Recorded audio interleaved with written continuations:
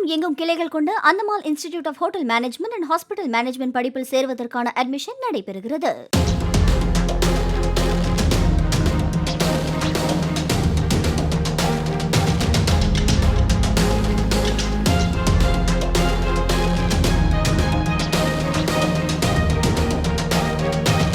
Pneumonia காய்ச்சல் பாதிப்பால் சென்னை முன்னாள் மேயர் சைதை துரைசாமி கிரீன் சாலையில் உள்ள அப்பல்லோ மருத்துவமனையில் அனுமதிக்கப்பட்டுள்ளதாக தகவல் வெளியாகியுள்ளது. கடும் நுரையீரல் தொற்று ஏற்பட்டுள்ளதால் உள்நோயாளியாக அனுமதிக்கப்பட்டுள்ள அவருக்கு மருத்துவர்கள் சிகிச்சை அளித்து வருவதாகவும் கூறப்படுகிறது.